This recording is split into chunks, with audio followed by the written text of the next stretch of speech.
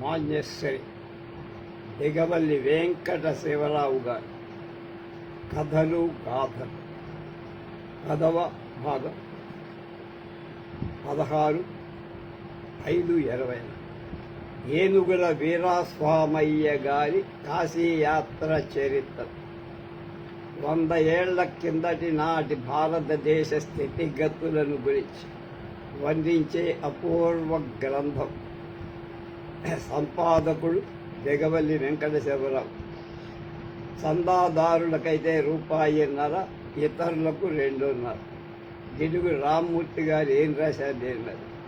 120 ఏళ్ల కిందటి చన్నపట్టణంలో ఉండే సుప్రీంకోర్టులో ఇంటర్ప్రిటర్ హోదాలో గొప్ప అధికారం పొంది చాలా పలుకుబడి కలిగి తన విద్య చేత, ధర్మం చేత, శీలం చేత, త్యాగం చేత అసాధారణ పురుషుడని కీర్తి పొందిన ఏనుగుల వీరాస్వామయ్యగా, ఏనుగు లక్ష్మణ కవి లాంటి వాడారు.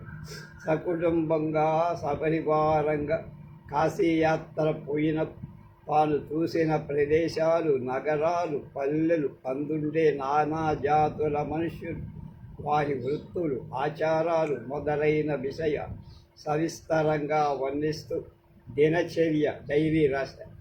ఆయన మిత్రుడు కోమలేశ్వరపురం శ్రీనివాస పిళ్ళే అని ఆయన గవర్నమెంట్ వారి ఆర్డర్ ప్రకారం ఈ గ్రంథాన్ని 1838లో అచ్చు వేసి ప్రకటించి దీన్ని 8వ వంతు సైజులో చిన్న అచ్చులో 328 పేజీలు కలిగి గ్రంథకర్త చరిత్ర కూడా పిళ్ళగారు రాశారు.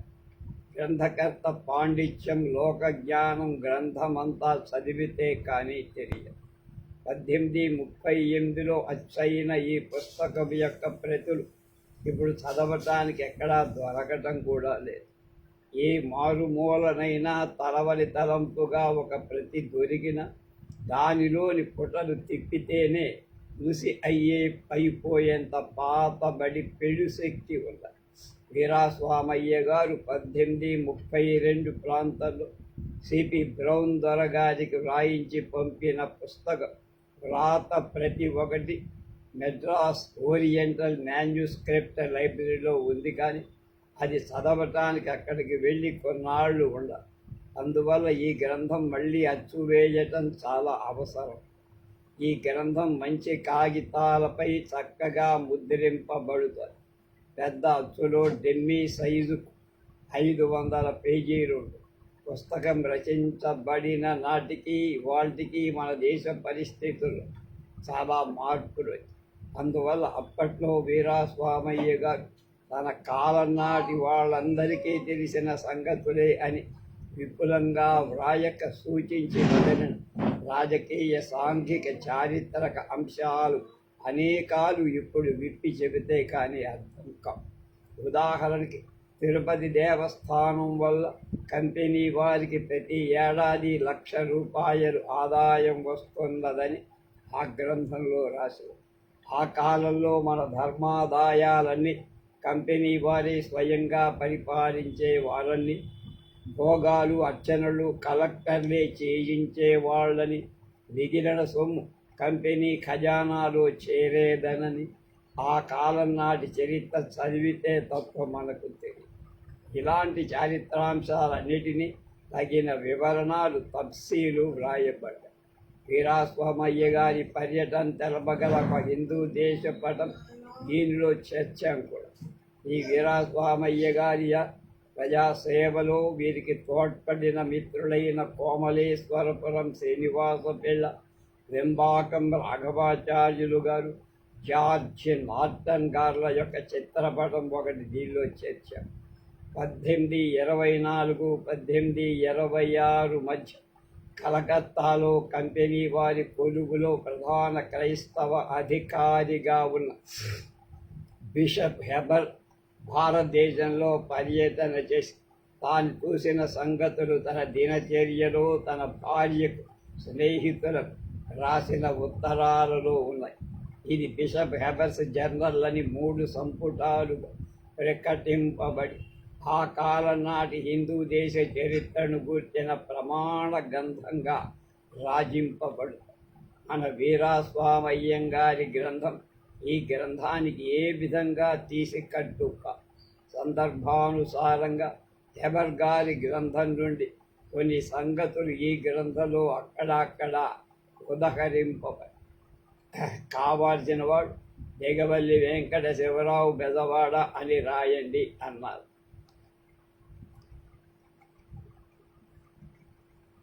ఏనుగుల వీరాస్వామయ్య గారి కాశీ యాత్ర 125 క్రితం భారతదేశ పరిస్థితులు, అందులోని పుణ్యక్షేత్రాలు, వివిధ ప్రాంతాల స్త్రీ పురుషుల ఆచార వ్యవహారం, దేశ పాలన, ప్రజల స్థితిగతులు కళ్ళకు కట్టినట్టు తేట తెలుగులో వర్ణిస్తూ విద్యాధికులైన వీరాస్వామయ్య గారు 1831లో మధ్య చెన్నపట్నంలో తన స్నేహితుడికి లేఖలుగా దినచర్యగా రాసి పంపిన యాత్రా విశేషాలు ఈ గ్రంథ రూపంగా ప్రచురి మధ్య మధ్య అనేక విషయాల గురించి చర్చలు, ప్రసంగాలు మత్సుకు ఈ క్రింది విషయం చూడండి. 1446 ఈ బ్రహ్మాండంలో కన్యాకుమారి మొదలు కాశ్మీరం వరకు ఉండే దేశం సర్వోత్తమమైన కర్మభూమి అయి రామకృష్ణాది అవతారాలకు పాత్రభూతమై శాపానుగ్రహ శక్తులైన అగస్త్యాది ఋషులకు వాసయోగ్యై ఉందని, ఈ బ్రహ్మాండం యొక్క చివర నివసిస్తూ పూర్వకాలంలో పశుప్రాయులుగా ఉండిన ఇంగ్లీషు వారి చేత ఇప్పుడు ఏలబడుతారు. 147 పేజీ. అలాగే ఇప్పుడు కర్మశూన్యులైన ఆ ఇంగ్లీషు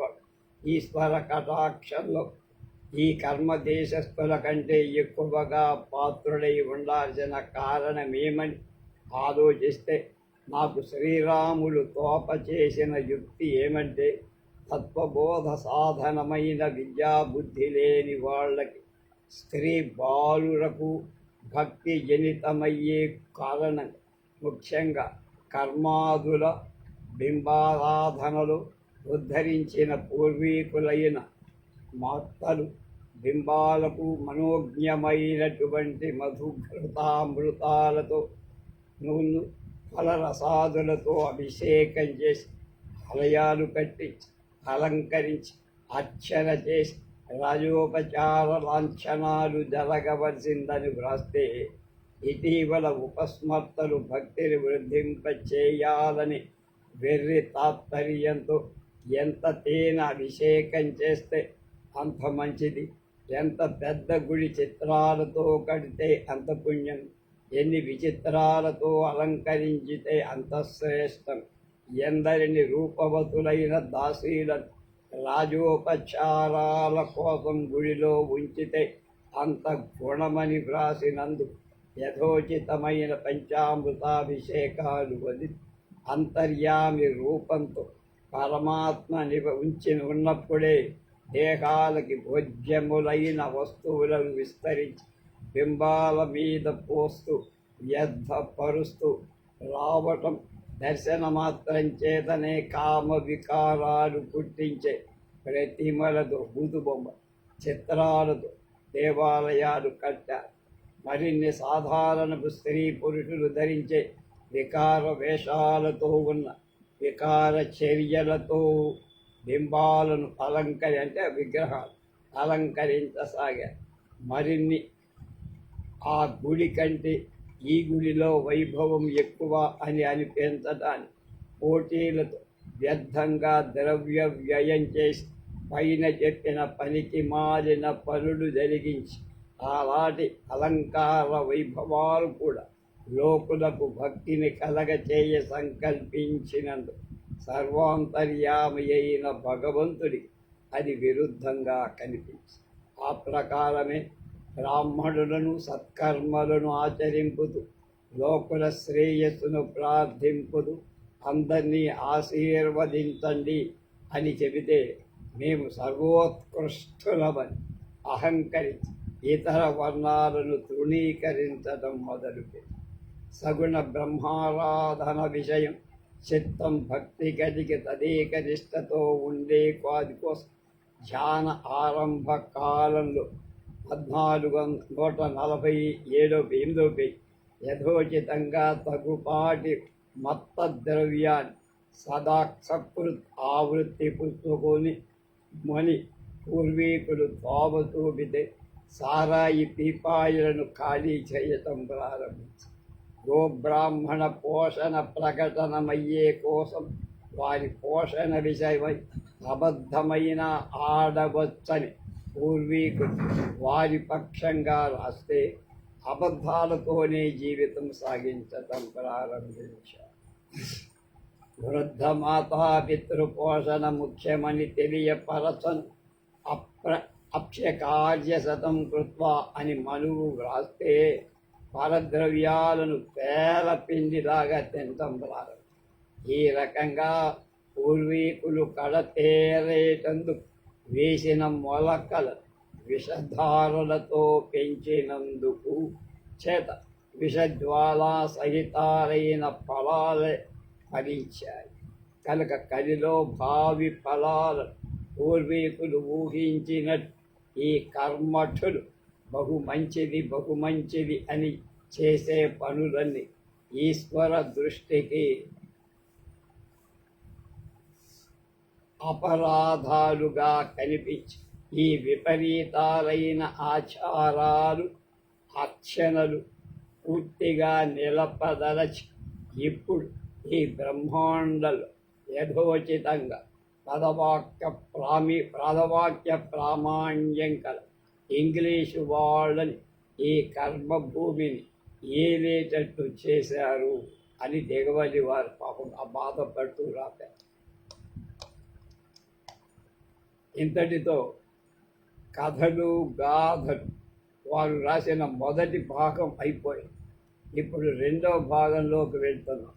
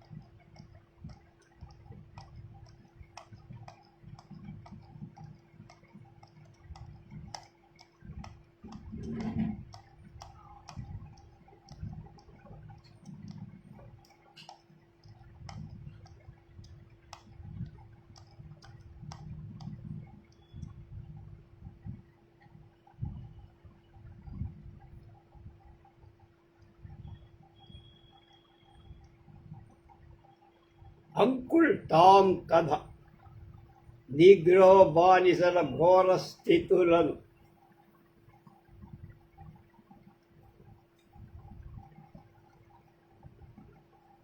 తెలుపుతూ ఈ అన్యాయాన్ని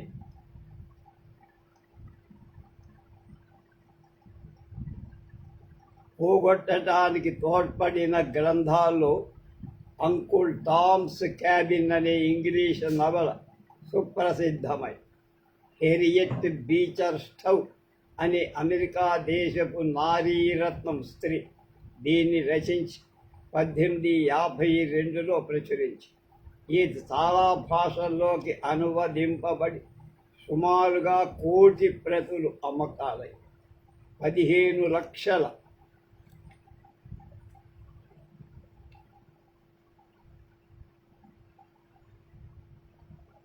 రూపాయలు వ్యయపరిచి ఈ కథను అమెరికా వాడు సినిమాగా కూడా తీసి ప్రదర్శించి అమెరికా ఖండంలో ఇవాళ తెల్లవారు గొప్ప నాగరిక రాజ్యాలను స్థాపించి సౌఖ్యాలను అనుభవిస్తూ ఉన్న సంగతి అందరికీ తెలుసు.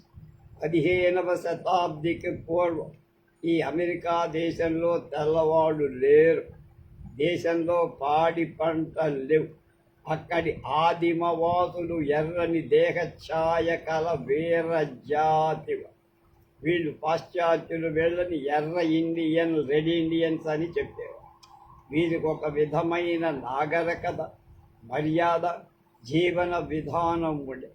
వారు మన దేశంలోని కోయ దొరలలాగా ఉండేవారు.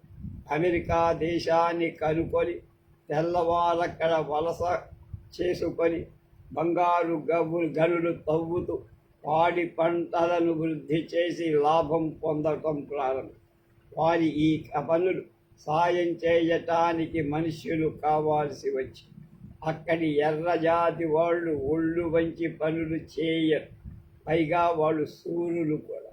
మన దేశంలో లాగా ఎక్కడ తెల్లవారికి చౌకా కూలీ నాలి చేసేవాడు దొరకలేద.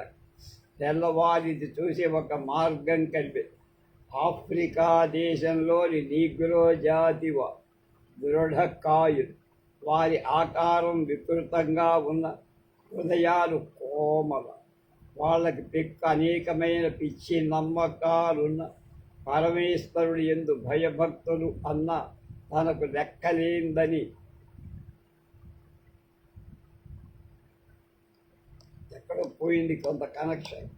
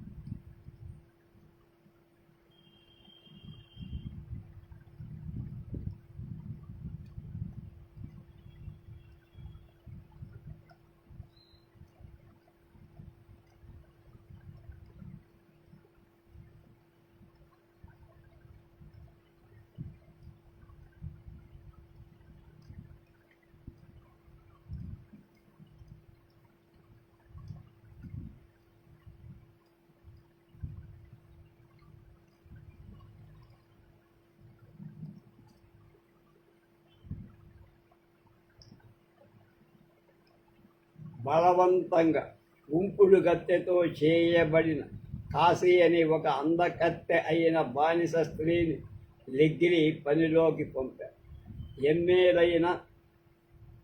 ఎమ్మెయిలైన్ ఆమె ఆస్థానంలో ఉంచాలని అతని ఊహ. ఆమె పతనాన్ని చూసి దుఃఖించటానికి బదులుగా నిగ్రోలంతా సంకలు కొట్టుకోరు.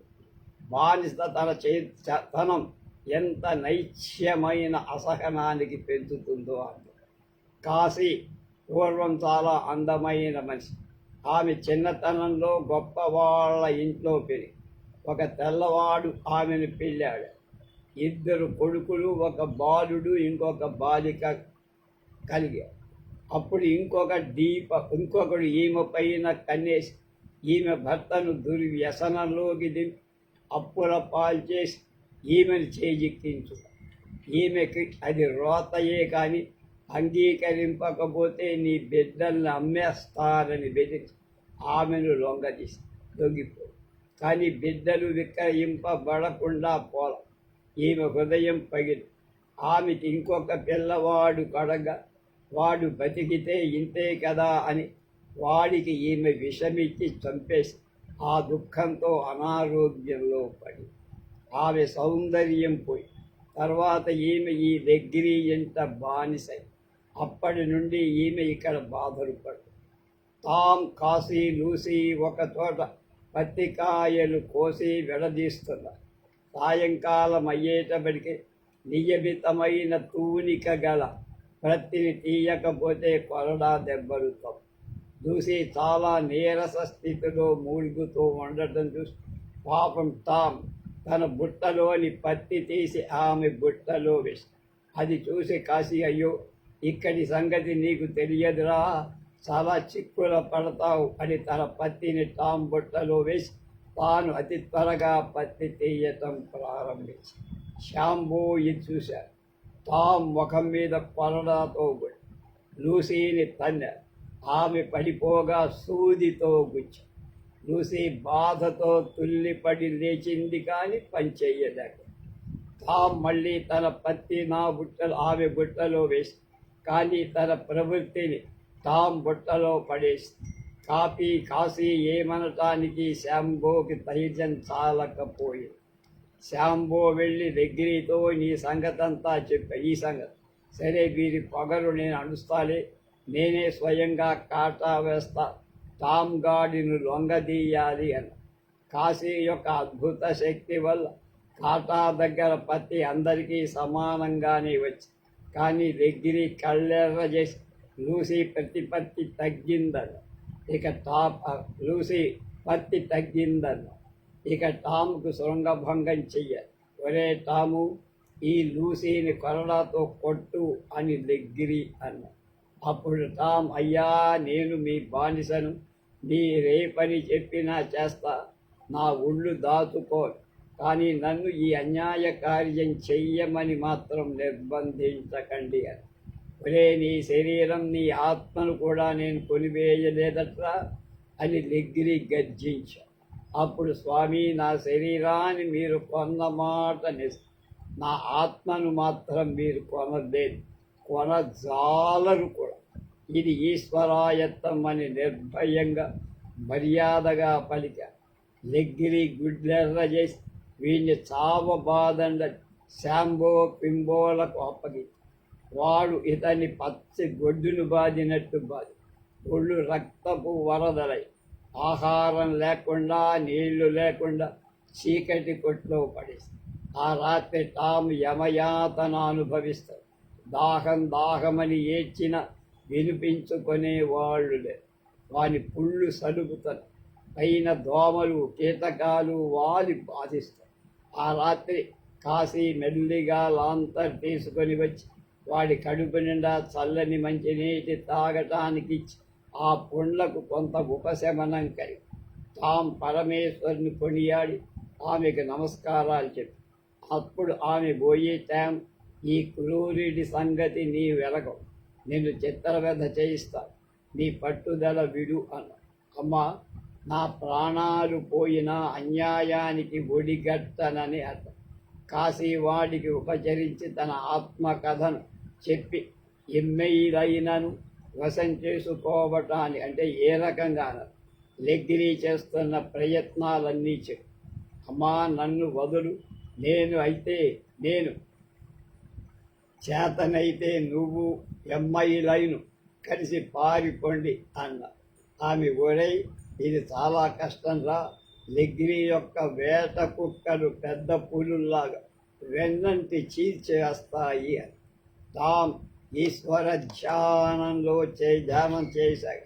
కాశీ లెగ్గిరి దగ్గరికి పోయి పనివాళ్లను కొట్టి, ఈ పని రద్దీ దినాల్లో మనిషిని నిరుపయోగం చేసుకున్నావు, వాళ్ళు లేకపోతే పని ఆగిపోతుంది, పనివాళ్ళు లేకపోతే తక్కిన వర్తకులతో పాటు నువ్వు పత్తిని బజార్లో అమ్మగలవా అని వాడి ధనతృష్ణను పెంచి వాడి కోపం కొంత తగ్గించి కొన్ని రోజులైన తర్వాత కాశీ లెగ్గిరి త్రాగే సారాయంలో మత్తు కలిపి ఈ క్రూరుడు మైనకంలో పడి ఉన్నాడు, వాడిని చంపేయమంటే తామమ్మా నేనలాంటి పని నెన్నడూ చెయ్యను అని ఆమె పాపపు తలంపుకు వారించి దీనితో కాశీ చిత్త చాంచల్యం కొంత ఆమె ఎమ్మైలైను రక్షించే ఉపాయం పని లెగ్గిరి ఇల్లు చాలా పురాతనమై ఒక మూల గదిలో దయ్యముందని వాడుక ఎవ్వరూ అక్కడికి పోరు. లెగ్గిరి ఒక మారు ఒకరిని ఆ గదిలో పడేసి చంపాడు. అది కాదు, కాశీ ఆ గది తలుపు అంతలో ఒక పగిలిన సీసా మెడబెట్టింది. గాలి వచ్చినప్పుడు ఆ సీసా మెడలోని వింత ధ్వనులు బయటికి రావు. ఎముకల చప్పుళ్లను ఈ ధ్వనులను చూపించి దయ్యాలు విజృంభిస్తున్నాయని, తానా గది దగ్గర పడుకోలేనని కాశీ తన పడకలు ఇంకొక తోటకి మార్చి లెగ్గిరి మొదటివాడే కానీ పిరికివాడు. అది మొదలు అతడు అధికంగా తాగటం మొదలువే. ఆ గదిని చూసి భయపడ్డా. కాశీ కొంత ఆహారం, బట్టలు ఆ దయ్యపు గదిలోకి ముందుగా చేర్చి ఉంచి ఒకనాటి సాయంత్రం కాశీ ఎంఐ లైన్లను వెంట పెట్టుకొని ఆ ఇంటి దగ్గర ఉన్న ఊబిని దాటిపోసే ప్రయత్నిస్తున్నట్టుగా నటించి అప్పుడు లెగ్గిరి వీరింక ఊబిని దాటి పోలేరు కదా అని వాళ్ళని తరిమి పట్టుకోవటానికి బానిసలను కుక్కలను తీసుకొని రావడం కోసం ఇంట్లోకి వచ్చి ఈలోప కాశీ ఎమ్మెల్యేలు రహస్యంగా తిరిగి వచ్చి దయ్యపు గదిలో ప్రవేశించి ఆ రాత్రి లెగ్గిరి బానిసలు, ఇరుగు పొరుగు పాలికాపు బానిసలు, నిగ్రో వర్తకం చవి చూస్తున్న కుక్కలు ఆ ఊబి ప్రదేశమంతా వెతికి వేటాడి చూశాయి.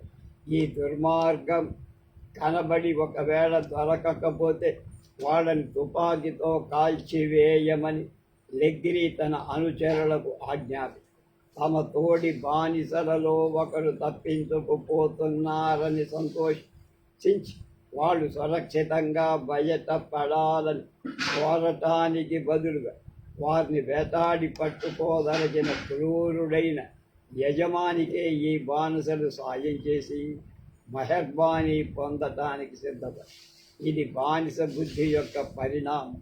పట్టుకున్న వాడికి బహుమానం, బాగా పరిగెత్తిన వాడికి సార అని యజమాని హెచ్చరి వీరందరూ వెదకి వేసారి తిరిగి వచ్చేశారు. తాంకు ఈ పలాయనం పారిపోవడం సంగతి తెలుసునని లెగ్గిరి అనుమానం పొంది వాడి దగ్గరకు వెళ్ళి, ఒరే నువ్వు నిజం చెబుతావా లేక నీ చర్మం ఒలిపించమన్నావా? స్వామి, నాకు నిజం తెలుసు కానీ నేను చెప్పాను.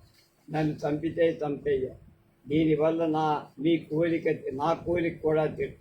నాకు మాత్రం ఇది శ్రేయస్కరం కాదు మీకు అని లెగ్గిరి మండిపడి కళ్ళు పటపటకొని శాంబో పింబోలకు కనుసన్న చేసి ఆ యమదూతలు కొరడాతో టామును బాధసాగి దెబ్బకు ఈశ్వర స్మరణం తప్ప వాడి నోట పరుష భాషణ కానీ పరాయితులు పారిపోయిన వాడి సంగతి చెప్తానని కానీ కొట్టవద్దని కానీ మాటలు రాల. వాడి వడలు రక్తపు వరదలైంది. అతడు స్మృతి తప్పి పడిపోయాడు. వీడికి మరణం ఆసన్నమైందని వాళ్ళు గ్రహించి వాడిని ఒక మూలకు ఈడ్చి పడేసి అప్పుడు లెగ్గిరి బానిసలలో కొందరి హృదయాలు కరిగాయి. అయ్యో, వీడెల్లప్పుడూ ఈశ్వర ధ్యానం చేస్తూ ఉంటాడే, ఎంత పాపం అనుకున్నా. శాంబో పింబోల మనసులు కూడా కొంత కలత చెంది నోట నొరగలు రాస్తున్న గొడ్డు మూలిగినట్టు మూలుగుతూ పడిపోయి కాశీకి సంగతి ఎలాగా తెలిసిన తాను బయలుపడుదునని భయమైనా లేకుండా ఆ రాత్రి ఆమె వచ్చి తాముకు కొంత ఉపచర్య చేసి కొంచెం తప్పరిలో అతని భౌతిక దేహం అమిత బాధపడుతోందే కానీ త్యాగశక్తి చేత ఆత్మ మాత్రం శాంతి చెందకుండా ఆనందంతో ఓలలో సెంట్ క్లేర్ ఇంట ఉన్నప్పుడే షెల్బీ గారి ఇంట్లో ఉన్న తన భార్యకు ఒక జాబు రాశారు. తన పాత యజమానుడి వ్యవహారాలు చక్కబడితే అతడు తనను మళ్ళీ తీసుకొని పోతాడని అతడి ఆశ. సెంట్ క్లేర్ మరణించిన తరువాత ఒఫీలియా ఇంకొక లేఖను షెల్బీకి రాసి, కానీ అది అందడంలో ఆలస్యమై అప్పటికి షెల్బీ చనిపోయాడు. షెల్బీ భార్య పుత్రుడు తమ వ్యవహారాలు చక్కబెట్టుకొని టామును గూర్చి ఆలోచింపసాగి. షెల్బీ గారి కొడుకు జార్జ్ షెల్బీ టామ్ కోసం వెతుకుతూ బయలు. సెంట్ క్లేర్ ఆస్తిని విక్రయించిన లాయర్లు ఇతన్ని ప్రశ్నింపగా వారిని దాడ చెప్పలేకపోయి. చివరికి టామ్ లెగ్రీ ఎంత ఉన్నట్టు జార్జికి తెలుసు. అప్పుడు అతను చాలా కష్టపడి లెగ్రీ ఇంటికే వచ్చేటప్పటికి పైన చెప్పిన అవస్థలో ఉన్నాడు టామ్. జార్జి చాలా దుఃఖించి టామ్ పడి ఉన్న కష్మల భూయిష్టమైన చోటికి పోయి, టామ్, నేను జార్జ్ షెల్బీ, ఒక మాట కన్ను విప్పి నా వంక చూడు అని గద్గద స్వరంతో పలికి. టామ్ దేహం పులకితమై విద్యుత్ కాంతి ప్రవహించినట్లు అతడు అదిరిపడ్డాడు. కంటిలో విద్యుల్లత మెరసినట్టయి కన్ను విప్పి చూసి, ఇది కళ నిజమా అనుకొని దిగ్భ్రమ చెంది జార్జి టాముని ఆలింగనం చేసుకుని, అంతటా నా చిన్న యజమాని వచ్చాడు, నా కోరిక సఫలమైందని టామ్ గొడుక్కుంటూ ఆనంద బాష్పాలు రాచి, టాము నిన్ను విడిపించుకొని పోవటానికి వచ్చా అని జార్జి పలకగా హీన స్వరంతో, నాయన, నేను బానిసతనం లేని దివ్యలోకానికి పోతాను. నాకింకా ఎలాంటి కోరికలు లేవు. నాకు మరణం కలిగిన కారణం మాత్రం నా ముసలి ఇల్లానికి చెప్ప, పాపం దాని గుండెలు పగలగలవు అని పలికి ఈశ్వరనామ స్మరణ చేస్తూ ప్రాణాలు వదిలారు. జార్జ్ షెల్బీ ఆడుదానిలాగా రోదన చేయటం ప్రారంభం. అక్కడ చుట్టూ చేరిన నీగ్రోలు కంట తడిపే. జార్జి తన పెద్ద కోటు తీసి టామ్ పైన కప్పి అక్కడి నుంచి లెగ్రీ దగ్గరికి పోయి టామ్ శరీరం నాకు ఎంత కమ్ముతావు అనండి. లెగ్రీ ఏ కళలో ఉన్నాడో చుట్ట కాలుస్తూ, నే చచ్చిన బానిసనమ్మ, కావలిస్తే వాడి కళీబరను తీసుకెళ్ళిపోవచ్చు అని. జార్జికి రోషావేశం కలిగి, ఒరేయ్, నువ్వు ఈ హత్యలు చేసినందుకు నీ పైన నేను కేసు పెట్టాలనుకుంటున్నాని పట్ట పళ్ళు కొరుకుతూ. అప్పుడు లెగ్రీ పళ్ళు ఇకిలిస్తూ వికటాట్టహాసం చేసి, నీ ఇష్టం వచ్చినట్టు చేసుకో, నాకేం భయం లేదు, నీకెవరు సాక్ష్యం వస్తారో చూస్తా అన్న. జార్జి కోపం పట్టలేక లెగ్రీ పైన పడి ఒక గుద్దాడు. లెగ్రీ నిశ్చేష్టుడయ్యాడు, ఏమీ అనలేకపోయాడు. అప్పుడు జార్జి టామ్ శరీరాన్ని లేవని తన బండిలో వేసుకొని పోయి పచ్చని పచ్చిక పెరిగిన బయల్లో ఒక తోట తానే దానిని పూడ్చి అక్కడ మోకాళ్ళ పైన సాగిలబడి, పరమేశ్వర, ఈ టామ్ బానిసత్వం యొక్క ఘోర అన్యాయాలకు ఆకుతయ్యారు. ఇక నా జీవితం ఉండగా ఈ బానిసత్వాన్ని నేను సహించనని శపథం చేసి తన దారిని తారిపోయి అక్కడ కాశీ ఎమ్మైలైన్ వెంట పెట్టుకొని మారు వేషాలతో మెల్లగా లెగ్రీ ఇల్లు వదిలి జార్జ్ షెల్బీ ఎక్కిన స్టీమర్లోనే ఎక్కి వీరి తీరును చూసి జార్జి వీరు అసహాయ స్థితిలో ఉన్నారని గ్రహించి సాయం చేయటం ప్రారంభించారు. ఆ ఓడలోనే ఇంకొక సుందరీమణి ప్రయాణం చేస్తారు. మాటల సందర్భంలో తన సోదరుడు జార్జ్ హారిస్ను తాను తమ చిన్నతనంలో బానిసలుగా విక్రయింపబడామని, తమ అదృష్టవశం వల్ల తనను కొన్నవాడు మంచివాడని, తనను వివాహం ఆడి తనకు స్వాతంత్రం డబ్బు కూడా ఇచ్చి చనిపోయాడని చెప్పగా జార్జ్ హ్యారిస్ సంగతినంతా ఆమెకు చెప్పి ఎలియా సంగతి కూడా చెప్పాడు.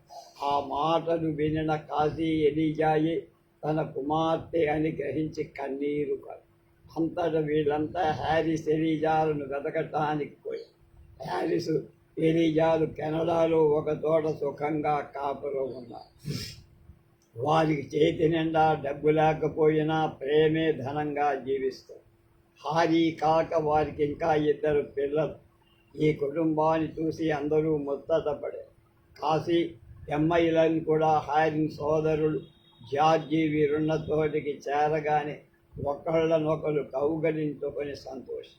అప్పుడు హ్యారిస్ సోదరి తన ధనమంతా హ్యారిస్ ఇచ్చేసి, ఆ ధనం హ్యారిస్ అమెరికాలోని తెల్ల దొరలలాగా గొప్పవాడై సుఖ జీవితం గడుపుతోచుకొని అది ఇలా నేనెంత తెల్లగా ఉంటే ఏం, నా యందు నీగ్రో జాతి రక్తం ఉంది.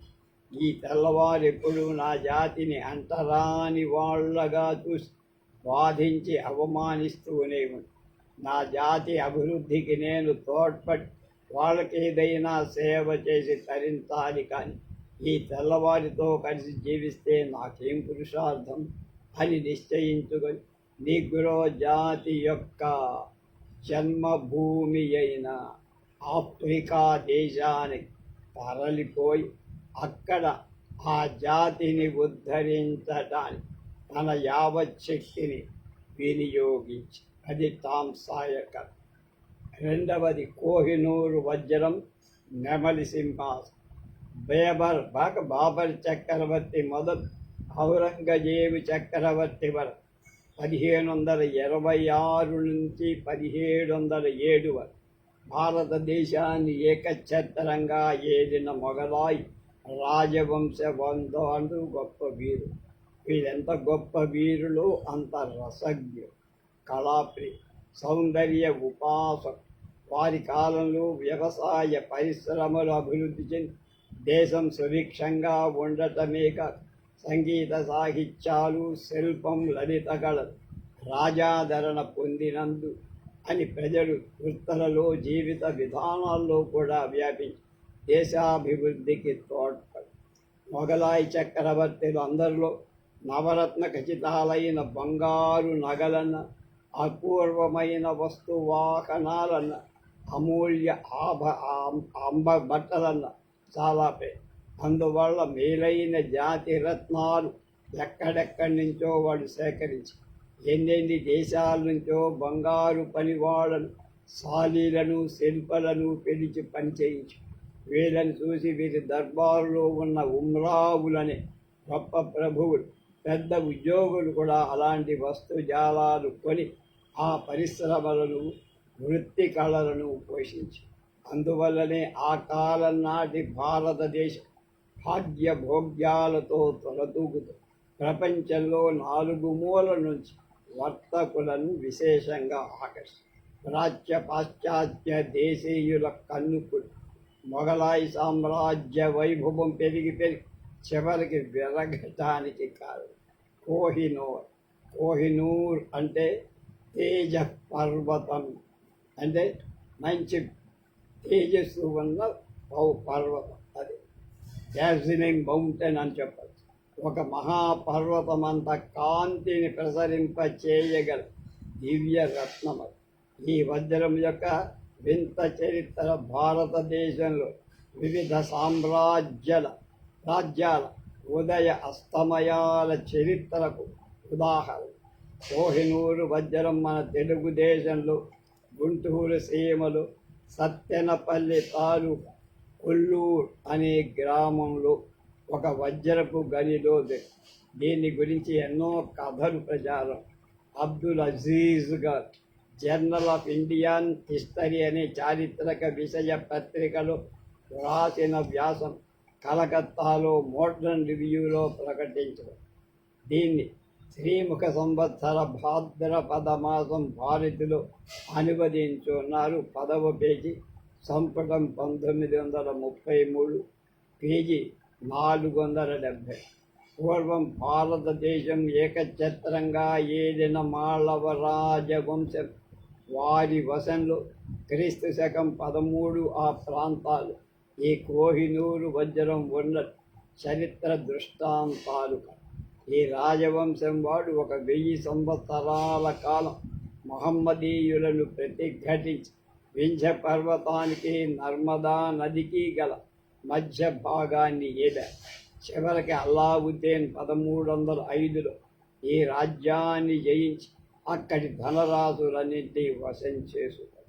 అప్పుడే కోహినూర్ వజ్రం కూడా ఢిల్లీ సుల్తాన్ వశమై 1517 మొదలు 1526 వరకు ఢిల్లీ సుల్తానుగా ఉన్న ఇబ్రహీం లోడీని పానిపట్టు దగ్గర యుద్ధంలో ఓడించి బాబర్ మొఘలాయి సామ్రాజ్య పరిపాలన స్థాపించినప్పుడు కోహినూర్ వజ్రం ఆయన వశమై దాన్ని బాబర్ చక్రవర్తి తన ప్రియ పుత్రుడైన హుమాయూన్కి ఇచ్చాడు. హుమాయూన్కు జబ్బు చేసి ప్రాణం మీదకి వచ్చినప్పుడు తనకు అత్యంత ప్రియమైన అమూల్య వస్తువులు ఏవైనా దానం చేస్తే ఆ రోగపీడ పరిహారం అవుతుందని ఆస్థానంలో వాళ్ళు చెప్పి ఈ వజ్రాన్ని దానం చెయ్యాలని సలహా ఇచ్చినట్టుగా బాబర్ దాన్ని అంగీకరించి తన ప్రాణాన్ని ఈశ్వరార్పణం చేస్తూ ప్రార్థించినట్టుగా అక్బర్ నామా అనే గ్రంథంలో ఉన్నది. కాబట్టి 1530 నాటికి కోహినూర్ వజ్రం బాబర్ చక్రవర్తి వశంలో ఉన్నట్టు కర్మ. బాబర్ 1530లో చనిపోగా హుమయూన్ చక్రవర్తి, కానీ అతని త్వరలోనే చాలా చిక్కులొచ్చి భారత సింహాసనాన్ని నిలుపుకోవటం కష్టం. ఆయన సోదరుడు కొంత రాజ్యాన్ని కాజేసి గుజ్జర అంటే గుజరాత్ దేశాలతో రాజులతో యుద్ధం వచ్చి ఇంతలో బీహార్ రాజ్య పాలకుడైన షర్షా చక్రవర్తి అధికారాన్ని ధిక్కరించినందువల్ల అతనితో యుద్ధం చేయాల్సి ఉంది. హుమయూన్ 1538 1540 నవంబర్లో 2 సార్లు షర్షాతో యుద్ధం చేసి ఆ సందర్భంలో హుమయూన్ కొన్నాడు రాజపుత్ర స్థానంలో అంటే రాజస్థానంలో ఉన్నాడు. హుమయూన్ మార్వారు రాజైన రాజా మాల్దేవ్ రాజ్య పరిసరాల్లో ఉండగా మాల్దేవ్ మహారాజు కోహినూర్ వజ్రాన్ని ఎలాగైనా సంపాదించాలని తన అనుచరులతో ఒకడినికి వర్తక వేషం వేసి ఆ వజ్రాన్ని అమ్మవలసిందిగా అడిగించాడు. కానీ హుమయూన్ దాన్ని అమ్మటానికి ఒప్పుకోడు. ఆ సంగతి అబ్దుల్ ఫజల్ రాసిన చరిత్రలో. తర్వాత హుమయూన్ 1544లో పార్సీ దేశానికి పోయి అక్కడ రాజైన షా తహమస్ను ఆశ్రయించి అతని ఆతిథ్యాన్ని సహాయాన్ని పొంది మళ్ళీ భారతదేశానికి సింహాసనం సంపాదించుకోగలిగాడు. అప్పట్లో ఆ రాజు తనకు చేసిన సహాయానికి కృతజ్ఞుడై హుమయూన్ తన వద్ద ఉన్న 250 వజ్రాలతో కోహినూర్ వజ్రాన్ని కూడా అతనికి 1554లో కానుకగా ఇచ్చి ఈ కోహినూర్ వజ్రం యొక్క తూనిక అప్పుడు 6/1/4 మిస్కారులే. అప్పట్లో దక్షిణ హిందూ దేశాన్ని పరిపాలిస్తున్న అహ్మద్ నగర్ నవాబ్ అయిన నిజాం షా పారసీక రాజుకు స్నేహితుడైనందువల్ల షా తమమస్ ఆ అమూల్య వజ్రం యొక్క ప్రాశస్త్యాన్ని గుర్తించలేక దాన్ని తన స్నేహితుడైన నిజాం షా 1547లో కానుగ్గా పంపించాడని ఫెరిస్తా అనే చరిత్రకారుడు. ఇలా ఈ కోహినూర్ మళ్ళీ మన దేశం చేరు. కాలం గడిచింది. హుమయూన్ చక్రవర్తి 1556లో చనిపోగా అతని తర్వాత ఆయన పౌత్ర ప్రపుత్రులైన అక్బర్, జహంగీర్, షాజహాన్, ఔరంగజేబు చక్రవర్తి ఒకళ్ళ తర్వాత ఒకడు భారతదేశాన్ని అఖండ వైభవంతో ఏకఛత్రంగా పరిపాలించారు. షాజహాన్ వార్ధక్యంలో ఔరంగజేబు చక్రవర్తి అయి 17 వరకు పాలించారు. షాజహాన్ కాలంలో యువరాజైన ఔరంగజేబు దక్షిణ హిందూ దేశాన్ని జయించిన సందర్భంలో మొదట అహ్మద్ నగరం గోల్కొండ నవాబుల మంత్రిగా ఉండి స్వతంత్ర ప్రభువైన మీర్ జుమ్లా అనే పారసీక దేశీయుడకుడు స్నేహితుడయ్యారు. ఈ మీర్ జుమ్లా ఆహ్వానం మీద మొఘలాయి చక్రవర్తి దక్షిణ దిగ్విజయ యాత్ర తలపెట్టి కృతకృత్యుడే. వీర్ జుమ్లా ఔరంగజేబు చక్రవర్తికి నమ్మిన బంటై సేనాపతి రాజప్రతినిధి చరిత్ర ప్రసిద్ధుడై అహ్మద్ నగరం నవాబు గారి దగ్గర ఉన్న కోహినూర్ నోజనం మన మీర్ జుమ్లా స్వాధీనంలో. దాని అతడు ఇప్పుడు తన ఏలికైన ఔరంగజేబు చక్రవర్తికి నజరుగా సమర్పి క్రీస్తు శకం 1636-52 మధ్య 6 సార్లు తూర్పు దేశాలలో సంచారం చేసిన టెవర్నియర్ అనే ఫ్రెంచి వర్తకుడు భారతదేశానికి కూడా వచ్చి ఆ కాలంలోని స్థితిగతుల గురించి, భారతదేశపు రవ్వలు దొరికే ప్రదేశాల గురించి, గొప్ప వజ్రాల గురించి తన గ్రంథంలో సాన పట్టని స్థితిలో 900 రతులు లేక 787 క్యారెట్ల తూనిక గల ఒక వజ్రం, గొప్ప వజ్రం కొల్లూరులో దొరికిందని, దాన్ని మీర్ జుమ్లా షాజహాన్ చక్రవర్తి 1657-56-57లో సమర్పించాడని టెవర్నియర్ రాశారు. ఈ మహావజ్రానికి చరిత్రకారులు గ్రేట్ మొఘల్ అనే పేరు పెట్టారు. అదే కోహినూర్ అని కొందరి గుహ. ఇలా ఒక 100 ఏళ్ళు దాటాక ఆ దివ్యరత్నం మళ్ళీ హుమాయూన్ వంశీకుడైన మొఘల్ చక్రవర్తికే వశమై నాదిర్ షా దండయ 1707లో ఔరంగజేబ్ చక్రవర్తి చనిపోయే నాడు మొఘలాయి సామ్రాజ్యం మహోన్నత స్థితిలో, యావత్ భారతం మొఘలాయి సామ్రాజ్యంలో చేరి చక్రవర్తి ఖజానాలు ఉన్న ధన కనక వస్తువాహనాల విలువ ఇంత అంత అని చెప్పడానికి కోహినూర్తో పాటు ఇంకా అనేక అమూల్య రత్నాలు ఆయన దగ్గర. షాజహాన్ చేయించిన అమూల్యమైన నెమలి సింహాసనంతో పాటు ఇంకా 9 విలువైన సింహాసనాలు. ఔరంగజేబ్ చక్రవర్తి తర్వాత ఢిల్లీ సింహాసనాన్ని అధిష్ఠించిన చక్రవర్తి సుఖలాలసులై తమ తాత ముత్తాతలు చేర్చిపెట్టిన ధనాన్ని విచ్చలవిడిగా ఖర్చుపెట్టడం మొదలు. ఎంత సొమ్ము ఖర్చుపెట్టినా అది సరగట్లేదు. చక్రవర్తుల బలహీనుడైనందువల్ల సామ్రాజ్యం కూడా బలహీనపడు. ఈ భోగ్య భాగ్యాలు చేజించుకోవాలని విదేశీయులకు చుట్టుపట్ల ఉన్న రాజులకు దురాశ. 1736లో పార్సీ దేశానికి చెందిన నాదిర్ షా ఏదో ఒక నెపం మీద 1739లో భారతదేశం మీదికి దండెత్తు. అప్పుడు జరిగిన యుద్ధంలో సామ్రాజ్య సైన్యాలు చెల్లాచెదరై అప్పుడు సరాసరి ఢిల్లీ కోటలో త్వరబడి అక్కడున్న ధన కనక వస్తు వాహనాలన్నీ వశపరుచుతారు. 9 గంటలు అతని సైనికులు ఢిల్లీ నగరం మీద పడి దోచుకున్నారని చరిత్ర. అతడు ఢిల్లీలో 58 రోజులు మకాం చేసి ప్రజలందరినీ నిర్బంధించి అమితమైన డబ్బు లాగేస్తూ సంపద. ఢిల్లీ చక్రవర్తిని బంధించి కొంత రాజ్య భాగంలో నాదిర్ షా దోచుకుపోయిన ధన కనక వస్తు వాహనాల విలువ లెక్క చెప్పలేదు. దీని గురించి అనేకులు అనేక విధాలుగా అంచనా. అది 70 కోట్ల నవరసులు ఉంటుందని ఫ్రేజర్ అనేవాడు. అందులో కేవలం నగలే 25 కోట్ల విలువ. నవరత్నాలతో నిర్మించిన బంగారు నెమలి సింహాసనం, ఇంకా 9 సింహాసనాలు, వెండి బంగారాలతో నవరత్నాలతో అలంకరించిన ఆయుధాలు, ఇతర వస్తువులు కలిపి 9 కోట్ల ఖరీదు. నాదిర్ షా 60 లక్షల వెండి నాణేలు, అనేక వేల బంగారు నాణేలు, కోటి విలువ గల బంగారు సామాను, 50 కోట్ల విలువ గల నగలు పట్టుకొని పోయినట్టు అతడి కొలువులు వజీరుగా చేరిన ఒక భారతీయుడు తిండి ఉద్యోగి అయిన ఆనందరాం రాశారు. నాదిర్ షా 1,90,00,000 నవరసుల ఖరీదు గల నాణేలను పట్టుకొని పోయినట్టు నాదిర్ షా చరిత్రకారుడినట్టు. అతడు తరలించుకుపోయిన రొక్కం వస్తువులు కలిపి 11,90,00,000 నవరసుల ఖరీదు ఉంటుందని స్కాట్లాండ్ దేశపు గ్రంథకర్త రాశారు. మొఘలు చక్రవర్తులు 300 సంవత్సరాల నుంచి కూడబెట్టిన సంపద అంతా వాడు కొట్టేశారు. కోహినూర్ వజ్రం నాదిర్ షా చేతిలోంచి మళ్ళీ ప్రయాణం సాగింది.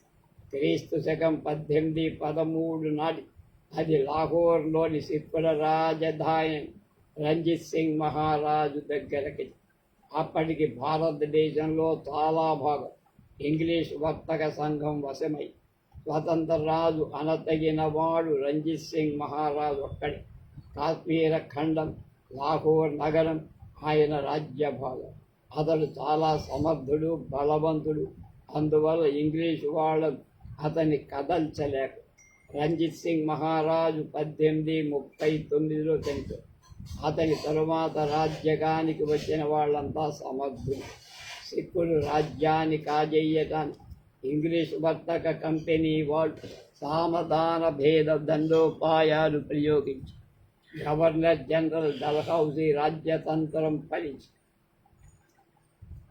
సిక్కుల మహారాజు 1848లో ఇంగ్లీష్ వాళ్ళకి లోబడి తన దగ్గరున్న కోహినూర్ వజ్రాన్ని ఇంగ్లీషు రాణి విక్టోరియాకు సమర్పించటానికి అంగీకరి దాన్ని గవర్నర్ జనరల్ వసంత పంజాబ్లో ప్రతి అంగుళం బ్రిటిష్ పరగాణాగా ప్రకటింపం. అలా మొఘలు సామ్రాజ్య దివ్యరత్నాన్ని ఇంగ్లీషు రాజ్యమకుటానికి సమర్పించగలిగినందుకు తాను గర్వపడుతున్నానని డల్హౌసీ 1849 మార్చి 30 తేదీ ఒక ఉత్తరంలో రాశాడు. అది బ్రిటిష్ ఇండియా చరిత్ర దిగవల్లి శివరావు గారు రాసిన పుస్తకంలో 211వ పేజీలో. ఈ కోహినూర్ వజ్రం కొయ్యక పూర్వం 900 క్యారెట్ల బరువు. తెలివి తక్కువగా కోసినందువల్ల దాని తూకం చాలా తగ్గిపోయిందని చరిత్రకారులు. అది ఇంగ్లీషు వర్తక కంపెనీ వాళ్ళ చేతికొచ్చేటప్పటికి 186 1/16 క్యారెట్లు మాత్రమే ఉంది. 900 నుంచి సుమారు 200 వచ్చింది. అలాగే దాన్ని లండన్లో కోసి సాన పెట్టించడంలో జరిగిన పొరపాటు వల్ల 106 1/16 క్యారెట్లకు తగ్గిపోయింది. అక్బర్ చక్రవర్తి 1605లో అక్బర్ చక్రవర్తి చనిపోయేనాటి ఖజానాలో 4 కోట్ల బంగారు కాసులు నిల్వ ఉంది. కిందటి ఐరోపా సంగ్రామానికి పూర్వం ధరల ప్రకారం వాటి విలువ 20 కోట్లు బంగారు నవరసలు. ఒక ఇంగ్లీష్ చరిత్రకారు రాశారు. అప్పటి ధరల ప్రకారం చూస్తే వాటి విలువ 1000 కోట్ల రూపాయలు. ఒక్కంగాని అక్బర్ చక్రవర్తి ఎంతో ముస్తపడి ఈ రొక్క సేకరించిన అమూల్య ఆభరణాలు లెక్కలేనన్ని ఉన్నాయి. అందులో ముఖ్యంగా చెప్పవలసింది గొప్ప ఉరువైన మంచి జాతి కెంపుల హారాలు 2. అవి ఒక్కొక్కటి 10 లక్షల రూపాయలు విలువ. దీన్ని బట్టి తక్కిన నగల విలువ ఎంత ఉంటుందో లెక్కేస్తుంది. 1608-13 మధ్య జహంగీర్ చక్రవర్తి దర్బారులో ఉన్న విలియం హ్యాకిన్స్ అనే ఇంగ్లీషు వాడు ద్వారా జహంగీర్ చక్రవర్తి జవాహిరి అని పేర్కొన్న అమూల్యమైన ఆభరణాలు, కొన్ని వజ్రాలు, తర్వాత నెమలి సింహాసనాన్ని చేయించడంలో షాజహాన్ చక్రవర్తి ఉపయోగించిన అమూల్య రత్నాలలో కొన్ని రత్నాలు కూడా అక్బర్ చక్రవర్తి సేకరించి ఉంచినవి. జహంగీర్ జహంగీర్ చక్రవర్తి జవహరిలో ఏ నగలలోనూ పొదక్కకుండా ఉన్న విడి వజ్రాలే 1.5 మణుగులు, కెంపులు 2 మణుగులు, పచ్చలు 5 మణుగులు, జేడ్ అనబడే అమూల్య చిత్రశిలలు రకరకాలవి 1 మణుగు ఉన్నాయి. ఇవి కాక ఇంకా బంగారం, రత్నాలు తాపిన ఖడ్గాల పిడులు, కృపాణికాలు అంటే పోనియార్స్ అంట, మృదంగాలు, ఉరోమణి వక్షోభభూషలు, బ్లాక్చెస్, కలికి తురాయలు, ఏగ్రెట్స్, చీనులు, బల్లాలు, సింహాసనాలు, పూజాలు, పానపాత్రలు, అలాగే తాయెత్తులు, ఉంగరాలు మొదలైన వస్తువులు ఎన్నో ఉన్నాయని ఫాస్టర్ ఎర్లీ ట్రావెల్స్ అందులో 102, 103 పేజీలో రాయబడి. ఆభరణాలంటే షాజహాన్ చక్రవర్తికి వెర్రి ప్రేమ. ఆయన సొంత నగల ఖరీదే 5 కోట్లు. రాజకుమారులకు ఇచ్చిన వాటి ఖరీదు 2. షాజహాన్ చక్రవర్తి రోజు ధరించే నగల ఖరీదు 2 కోట్ల రూపాయలు ఉంటుంది. ఇవాళ మన మోదీ గారి డ్రెస్సు లాగా. ఈ నగలు ఎల్లప్పుడూ లోపలి గదులలో అంతఃపుర పరిచారకల వశంలో చక్రవర్తి గారు ధరించడానికి సిద్ధంగా ఉంది. తక్కిన 3 కోట్ల విలువ గల నగలు కావలసినప్పుడు ధరించడానికి వీలు అవతలి గదిలో బానిసల వశంలో ఉంటాయి. షాజహాన్ చక్రవర్తి ధరించే తలపాగాకు చుట్టుకొని బంగారు సరిగా పట్టకు గుచ్చే సర్పెచ్చంట అదే కెంపుల కదికితరాయి 12 లక్షల విలువై అని studies in Mughals in India అనే ఎన్ఎస్ సర్కార్ రాసి. నెమలి సింహాసనం షాజహాన్ 1628లో సింహాసనం అధిష్ఠించగానే ఒక ఊహ కలిగి ఆయన కాలంలో మొఘల్ చక్రవర్తి ఖజానాలో లెక్కనేనంత డబ్బు అమూల్య వజ్రాలు మూలుగుతో ఆ వజ్రాలు ప్రతిదీ కూడా దేవతా స్త్రీల ఆభరణాల్లో ఉండతగినవే దేవజాతి రత్నాలు. అనేక గనులలోంచి సముద్రాలలోంచి సేకరించబడిన ఇలాంటి దివ్యరత్నాలు కేవలం చక్రవర్తి అంతఃపురంలో ఉండే దానికంటే సామ్రాజ్యంలో నానా మూలల నుంచి వచ్చే వాళ్ళకి కనబడేటట్టుగా ప్రదర్శిస్తే తన దర్బారుకు శోభ కలుగుతుందని షాజహాన్కి ఎగ్జిబిషన్ చేపడదామని ఆలోచన.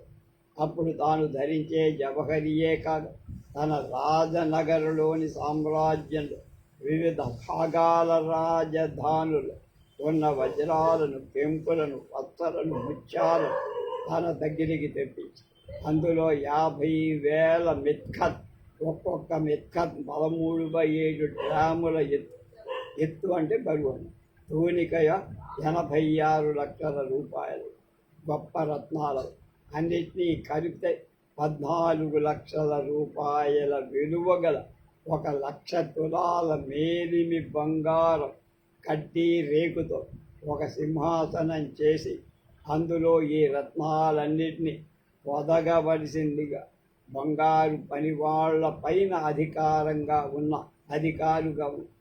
బెబదల్ ఖాన్ గారికి చక్రవర్తి ఆజ్ఞ. ఈ బంగారు సింహాసనం 5 గజాల ఎత్తు, 5 గజాలు అంటే 15 అడుగులు, 3.25 గజాల పొడవు, 2.5 గజాల వెడల్పు ఉండేట్టు చేసి అది ఎలా ఉండాల్సింది పురమాయించి ఈ సింహాసనం యొక్క పైకప్పు లోపలి భాగాన్ని ములాం చెయ్యమన్నారు. పైకి కనబడే అన్ని వైపులా వజ్రాలు మొదలైన నవరత్నాలు తాపటం చెయ్యమన్నారు. ఈ సింహాసనము పైకప్పుకి ఊతగా 2 స్తంభాలను పచ్చలతో నిర్మించమని, ఈ కప్పు మీద కళ్ళు మిరిమిట్లు గొలిపే నవరత్నాలు పొదిగిన 2 బంగారు నెమళ్ళ బొమ్మలను పెట్టమని, ఈ 2 నెమళ్ళ మధ్య వజ్రాలు, పెంపులు, పచ్చలు, ముత్యాలు తాకిన ఒక బంగారు చెట్టును నిలబెట్టమని ఉత్తర్వులు. ఈ సింహాసనాన్ని ఎక్కడానికి 3 బంగారు మెట్లు నిర్మించి అందులో కూడా రత్నాలు చాపటం చేయించి ఆ కాలంలో ఉన్న కంసాలలో శిల్పులలో నేర్పరులైన వాళ్ళంతా 7 ఏళ్ళు కష్టపడి 1535 నాడు షాజహాన్ చక్రవర్తి గారు పురమాయించారు ఈ అపూర్వ నెమలి సింహాసనాన్ని తయారు చేసి ఇది నిర్మించినందుకు మజూరీ కిందే ₹1,00,00,000 ఖర్చు. చక్రవర్తి గారు ఈ సింహాసనంలో కూర్చున్నప్పుడు అనుకోగలందున దాని లోపల పక్కలందు 11 బంగారు ఆనుడు పీటలను నిర్మించి ఈ బంగారు పీటలు కూడా నవరత్నాలు తాపడం. ఈ పీట ఎక్కడ చెక్కల్లో మధ్యనున్న దానిని చక్రవర్తి దివ్య శరీరం ఆనుకొని ఉంటుంది కనుక ఆ బంగారం ఆనుడు పీట ఒక్కదానికే 10 లక్షల రూపాయలు ఖర్చు. అందులో తాపటం చేసిన దివ్యరత్నాలలో పార్సీ రాజుగా అబ్బాస్ గారు యశక్కాయులైన జహంగీర్ చక్రవర్తికి సమర్పించిన ఒక పెద్ద మహామణి ఉంది. దక్షిణ దేశాన్ని జయించినందుకు బహుమతిగా జహంగీర్ చక్రవర్తి ఆ మణిని తన కొడుకైన షాజహాన్ బహుమతిగా ఇచ్చి ఈ సంగతులన్నీ బాద్షా నామాలో వ్రాయబడ్డ a guide to Delhi fort government of India 46-50 Aurangzeb దాబు దర్పాలంటే ఎంత మాత్రం గిట్టని ఔరంగజేబ్ అపూర్వమైన నెలమ సింహాసాన్ని అధిష్ఠించి ఉన్న దృశ్యాన్ని బెర్నియర్ అనే చరిత్రకారు 1663 స్వయంగా చూసి ఇలా వర్ణి ఒక గొప్ప సభాంతరాళంలో చివరి భాగంలో ఉన్న దివ్య సింహాసనం మీద చక్రవర్తి ఔరంగజేబ్ ఆసీనుడై ఉంది. అతడు అమూల్య అంబరాలు ధరించి అతి అందంగా ఉండి పట్టు జరీ బుటేదారి పనితనం పువ్వులు గల తెల్లని నాజూకు చీనాంశకం శాటిన్ అంగీ ధరించాడు. ఆయన తలపాగ ప్రశస్తమైన బంగారు జలతారుతో నేసి అడుగున బంగారు కుదురులు ఊరువైన అమూల్య రత్నాలు ఒక గొప్ప పుష్యరాగం పొదిగి ఉంది. ఒక కలికితురాయి ఆ తలపాకకు చుట్టిన జరీ పట్టుకు తగిలించు అది ధగధగలాడుతూ సూర్యకాంతి లాంటి కాంతిని వెదజల్లుతూ చక్రవర్తి మెడలోంచి బొడ్డు దాకా వేలాడి ఒక మంచి పెద్ద ముత్యాల హారం. ఆయన కూర్చున్న సింహాసనాన్ని 6 గట్టి బంగారు కోళ్ళు అంటే ఆధారం వాటిని నవరత్నాలు తాపడం జరిగింది. Mughal rule in India Edwards and carat వైద్యుడు 338 మొఘల్ చిత్రపటం పూర్వకాలం నాటి మొఘలాయి చిత్తరువులలో మన భారతదేశాన్ని ఏలిన మొఘలాయి చక్రవర్తుల దివ్యమంగళ విగ్రహాలు కనపడు.